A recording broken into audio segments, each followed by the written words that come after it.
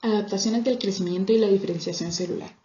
Las adaptaciones son cambios reversibles en tamaño, número, fenotipo, actividad metabólica o funciones de la célula en respuesta a cambios registrados en su entorno. Tales adaptaciones pueden adoptar diferentes formas. Hipertrofia. El término hipertrofia hace referencia al aumento de tamaño de las células como consecuencia del cual se registra un incremento del tamaño del órgano afectado. El órgano hipertrofiado no tiene nuevas células, sino células más grandes. Las mayores dimensiones de las células son debidas a la síntesis y el ensamblaje de componentes estructurales intracelulares adicionales. Las células con capacidad de respuesta pueden responder al estrés mediante la hiperplasia, que posteriormente describiremos, e hipertrofia, mientras que en las células que no se dividen, por ejemplo las fibras miocárdicas, el aumento de la masa muscular se produce solo por hipertrofia. Son muchos los órganos en los que la hipertrofia y la hiperplasia coexisten, contribuyendo al incremento del tamaño de los mismos. La hipertrofia puede ser fisiológica o patológica. La primera es causada por el aumento de la demanda funcional o estimulación por parte de hormonas y factores de crecimiento. Las células del músculo estriado del corazón y las del músculo esquelético tienen una capacidad de división limitada y responden al incremento de la demanda metabólica, sobre todo mediante la hipertrofia. El estímulo más habitual para la hipertrofia muscular es el aumento de la carga de trabajo. Por ejemplo, los voluminosos músculos de los culturistas, conseguidos haciendo pesas, se desarrollan debido al aumento de tamaño de las fibras musculares individuales en respuesta al aumento de la demanda. En el corazón, el estímulo de la hipertrofia suele ser la sobrecarga hemodinámica crónica, debido a la hipertensión o válvulas defectuosas. En los dos tipos de tejido, las células musculares sintetizan más proteína y aumentan el número de miofilamentos. Ello incrementa la fuerza que cada miocito genera, por lo que son mayores la fuerza y la capacidad de trabajo del músculo en su conjunto. El gran crecimiento del útero durante el embarazo es un buen ejemplo del aumento de tamaño de un órgano inducido por hormonas, consecuencia principalmente de la hipertrofia de las fibras musculares. La hipertrofia uterina es estimulada por las hormonas estrogénicas que actúan sobre el músculo liso a través de los receptores de estrógenos, lo que aumenta la síntesis de proteínas del músculo liso y el tamaño celular. Mecanismos de la hipertrofia. La hipertrofia se debe a la mayor producción de proteínas celulares. La mayor parte de nuestro conocimiento sobre ellas se basa en estudios del corazón. Hay gran interés por definir la base molecular de la hipertrofia, debido a que a partir de un determinado punto la hipertrofia cardíaca se convierte en un proceso inadaptado que puede culminar en insuficiencia cardíaca, arritmias y muerte súbita. Las etapas básicas de la patogenia molecular en la hipertrofia cardíaca son tres. Primero, acciones integradas de los sensores mecánicos estimulados por el aumento de la sobrecarga de trabajo, factores de crecimiento y sustancias vasoactivas. En esta etapa, los propios sensores mecánicos inducen producción de factores de crecimiento y agonistas. Segundo, las señales que se originan en la membrana celular activan una compleja red de vías de transducción de señales. Dos de estas vías bioquímicas implicadas en la hipertrofia muscular son la de la fosfatidilinositol 3 sinasa AKT, considerada la más importante en la hipertrofia fisiológica, por ejemplo la inducida por el ejercicio, y la señalización anterógrada de receptores acoplados a proteína G, inducida por varios factores de crecimiento y agentes vasoactivos que se considera la más importante en la hipertrofia patológica. Tercera, estas vías de señalización activan un conjunto de factores de transcripción como GATA4, factor nuclear de células T activadas y factor potenciador de miocitos 2. Estos factores de transcripción actúan de forma coordinada para aumentar la síntesis de proteínas musculares responsables de la hipertrofia. La hipertrofia también se asocia a un cambio de proteínas contráctiles, de formas adultas a formas fetales o neonatales. Por ejemplo, durante la hipertrofia muscular, la isoforma alfa de la cadena pesada de la miosina es reemplazada por la isoforma beta de contracción más lenta y mayor economía energética. Además, algunos genes que se expresan solo durante las primeras fases del desarrollo son reexpresados en células hipertróficas, y los productos de dichos genes participan en las respuestas celulares al estrés. Por ejemplo, el gen del factor natriurético auricular es expresado tanto en la aurícula como en el ventrículo del corazón embrionario, mientras que tiende a regularse a la baja después del nacimiento. La hipertrofia cardíaca se asocia a un aumento de la expresión del gen del factor natriurético auricular. Dicho factor es una hormona peptídica que causa secreción de sal por parte del riñón, disminuye la bulimia y la presión arterial y en consecuencia reduce la carga hemodinámica. Cualesquiera que sean la causa del mecanismo exacto de la hipertrofia cardíaca, en última instancia esta alcanza un límite más allá del cual el aumento de tamaño de masa muscular ya no consigue adaptar el número al aumento de carga. En esta fase, Se registran diversos cambios regresivos en las fibras miocárdicas, los más importantes de los cuales son la lisis y la pérdida de los elementos contráctiles miofibrilares. En casos extremos, se produce muerte de miocitos. El resultado final de tales cambios es el desarrollo de insuficiencia cardíaca en una secuencia de episodios que ilustra el modo en que la adaptación a la agresión evoluciona y se convierte en lesión celular funcionalmente significativa, obviamente si el nivel de agresión no se reduce. A fin de evitar tales consecuencias, hay varios fármacos inhibidores de las vías de señalización clave que afectan los genes NFAT, GATA4, MEF2 y que se encuentran en las fases 1 y 2 de ensayo clínico. Hiperplasia. La hiperplasia se define como aumento del número de células en un órgano o tejido en respuesta a un estímulo. Aunque la hiperplasia y la hipertrofia son procesos distintos, a menudo se producen simultáneamente y son desencadenados por un mismo estímulo externo. La hiperplasia solo tiene lugar cuando el tejido contiene células con capacidad de división, para aumentar así el número de las células. Puede ser fisiológica o patológica. La hiperplasia fisiológica. La hiperplasia fisiológica debido a la acción de hormonas o factores de crecimiento se registra en diversas circunstancias. Cuando existe necesidad de aumentar la capacidad funcional de órganos sensibles a hormonas, o bien cuando hay necesidad de aumento compensatorio tras una lesión o una recesión. Un buen ejemplo de hiperplasia hormonal es una proliferación del epitelio glandular de la mama femenina en la pubertad y durante el embarazo, habitualmente acompañado de un aumento de tamaño, es decir, hipertrofia de las células de ese mismo epitelio. El ejemplo clásico de la hiperplasia compensadora se asocia a un estudio de la regeneración hepática, en personas que donan un lóbulo del hígado para trasplante. Las células restantes proliferan de manera que el órgano pronto crece hasta recuperar su tamaño original. Modelos experimentales de hepatectomía parcial han resultado de gran utilidad para definir los mecanismos que estimulan la regeneración del hígado.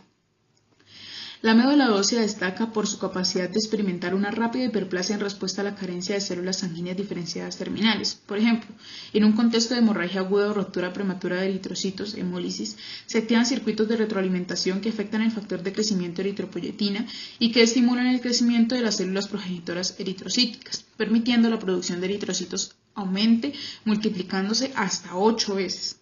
La regulación de la hematopoiesis se analiza más adelante en el capítulo 13. Hiperplasia patológica. La mayoría de las formas de hiperplasia patológica son causadas por acciones excesivas o inapropiadas de hormonas o factores de crecimiento que actúan sobre las células diana. La hiperplasia endometrial es un ejemplo de hiperplasia anómala inducida por hormonas. Normalmente, tras un periodo menstrual se registra un rápido brote de actividad proliferativa en el endometrio que es estimulado por las hormonas hipofisiarias y estrógenos ováricos. El proceso es interrumpido por la elevación de las concentraciones de progesterona habitualmente de 10 a 14 días antes del fin del periodo menstrual.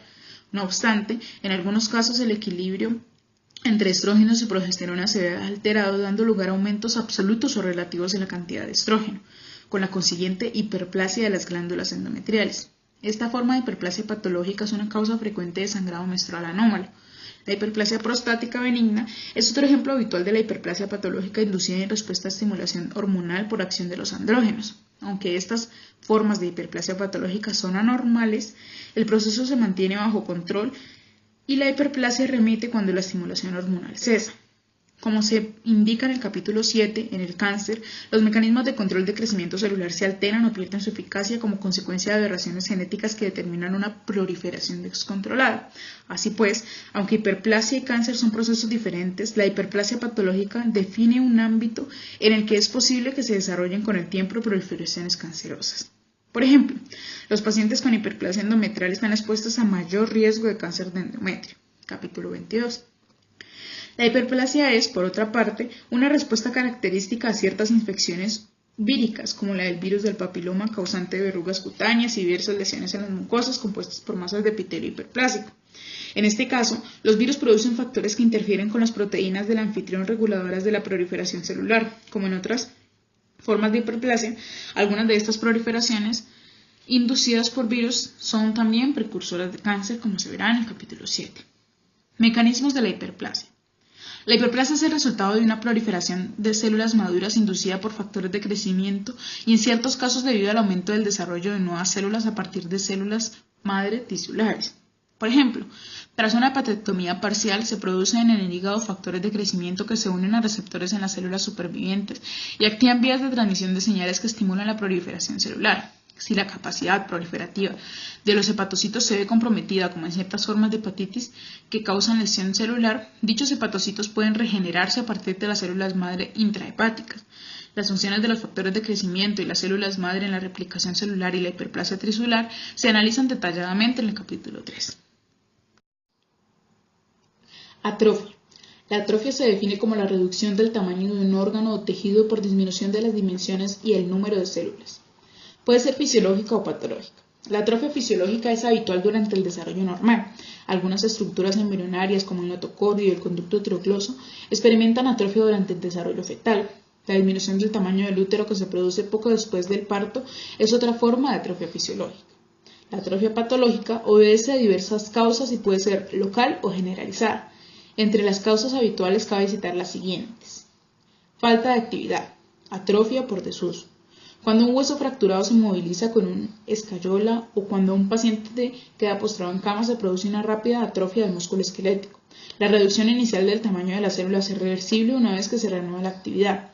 Si la falta de uso es prolongada, las fibras del músculo esquelético disminuyen en número debido a la apoptosis y también en tamaño. La atrofia muscular va en ocasiones acompañada de un incremento de la resorción ósea, lo que determina una osteoporosis por desuso. Pérdida de la inervación. Atrofia por denervación. El metabolismo y el funcionamiento normales del músculo esquelético dependen de su inervación. La afectación de los nervios da lugar a atrofia de las fibras musculares inervadas por ellos. Disminución del riego sanguíneo.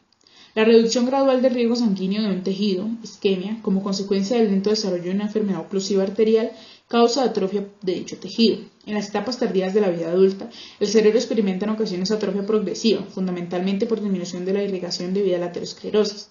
Ello determina la llamada atrofia senil, que afecta también al corazón. Nutrición inadecuada. La desnutrición proteínocalórica pronunciada, marasmo, se asocia a uso de proteínas del músculo esquelético como fuente de energía, una vez que se han agotado otras reservas, como las del tejido adiposo. Ello produce una reducción de la masa muscular, caquexia.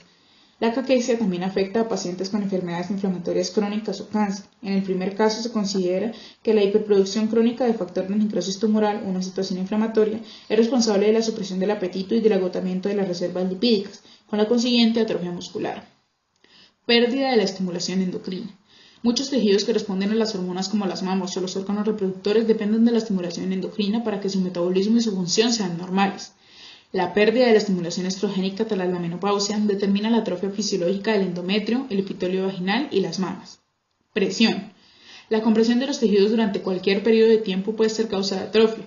Un tumor benigno en expansión causa a menudo atrofia en los tejidos circundantes no afectados. En tal contexto, la atrofia se debe probablemente a cambios isquémicos por la afectación del riego debido a la presión que ejerce la masa al expandirse. Los cambios celulares fundamentales asociados a atrofia son idénticos en todos los casos arriba enumerados. La respuesta inicial es una disminución del tamaño de las células y de sus orgánulos, lo que reduce las necesidades metabólicas celulares en la medida suficiente como para permitir su supervivencia. En el músculo atrófico, las células contienen menos mitocondrias y miofilamentos y una menor cantidad de retículo endoplásmico rugoso. Al compensar las demandas metabólicas celulares y menores niveles de irrigación, nutrición o estimulación trófica, se consigue un nuevo equilibrio. En la primera fase del proceso, las células y los tejidos atróficos ven reducida su función, si bien el grado de muerte celular es mínimo. Sin embargo, la atrofia causada por riego sanguíneo progresivamente reducido puede evolucionar hasta que las células se vean lesionadas de manera irreversible y mueran, con frecuencia por apoptosis.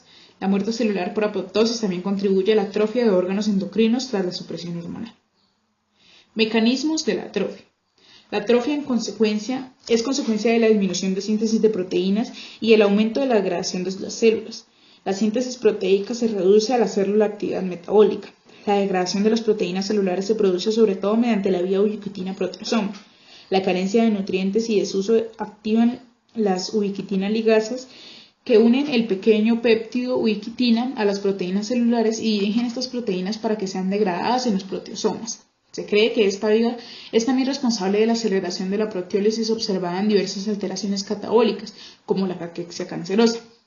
En numerosas situaciones, la atrofia va acompañada de un incremento de la autofagia, caracterizada por la aparición de un mayor número de vacuolas autofágicas. La autofagia, comerse a sí mismo, es el proceso por el cual las células privadas de nutrientes se alimentan de sus propios componentes, intentando así reducir la demanda nutricional para compensar la escasez del aporte energético. Algunos de los residuos celulares del interior de las vacuolas autofágicas pueden resistir la digestión y persistir en el citoplasma como cuerpos residuales, rodeados por membrana. Un ejemplo de estos cuerpos lo constituyen los gránulos de lipofuscina, descritos más adelante en el capítulo. Cuando están presentes en cantidad suficiente, estos orgánulos producen una coloración marrón en el tejido, atrofia parda. La autofagia se asocia a distintos tipos de lesión celular y se analiza con detalle más adelante. Metaplasia. La metaplasia es un cambio reversible en el que un tipo celular diferenciado, sea epitelial o mesenquimatoso, es reemplazado por otro tipo de células. A menudo constituye una respuesta adaptativa en la que un tipo celular sensible a determinada clase de agresión es sustituido por otra clase de células que soporte mejor las condiciones adversas. La metaplasia epitelial más frecuente es la sustitución de un epitelio cilíndrico por otro escamoso, como sucede en las vías respiratorias como respuesta a la irritación crónica. En fumadores habituales, las células del epitelio cilíndrico ciliado normal en la tráquea y los bronquios son a menudo reemplazados por células del epitelio escamoso estratificado. Los cálculos en los conductos excretores de las glándulas salivales, el páncreas o las vías biliares, normalmente revestidos de epitelio cilíndrico secretor, también pueden dar lugar a una metaplasia escamosa con sustitución del epitelio escamoso estratificado. La carencia de vitamina A, ácido retinoico, induce metaplasia escamosa en el epitelio respiratorio. En todos estos casos, el epitelio escamoso estratificado más resistente sobrevive en circunstancias en las que el epitelio cilíndrico especializado más frágil podría claudicar. Sin embargo, el cambio por células escamosas metaplásicas también tiene un costo. En las vías respiratorias, por ejemplo, aunque el revestimiento epitelial es resistente, se pierden importantes mecanismos de protección frente a la infección, como la secreción de moco y la acción ciliar del epitelio cilíndrico. Así pues, la metaplasia epitelial puede considerarse un arma de doble filo y en la mayoría de los casos implica cambios no deseables. Además, las influencias que predisponen a la metaplasia, si son persistentes, pueden originar una transformación maligna en el epitelio metaplásico. Así, una forma frecuente de cáncer de las vías respiratorias está compuesta por las células escamosas que pueden desarrollarse en áreas en las que el epitelio cilíndrico normal ha sido sustituido por epitelio escamoso.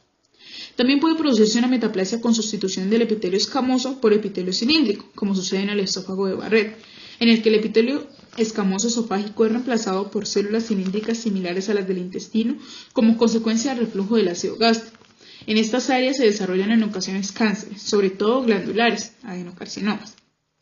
La metaplasia del tejido conjuntivo consiste en formación de cartílago, hueso o tejido adiposo, es decir, tejidos mesenquimatosos, en tejidos que normalmente no contienen estos elementos. Por ejemplo, a veces tras una hemorragia intramuscular se forma hueso en el músculo, proceso denominado miositis osificante. Este tipo de metaplasia se ve menos claramente como respuesta adaptativa y puede deberse a una lesión celular o tisular. Mecanismos de la metaplasia.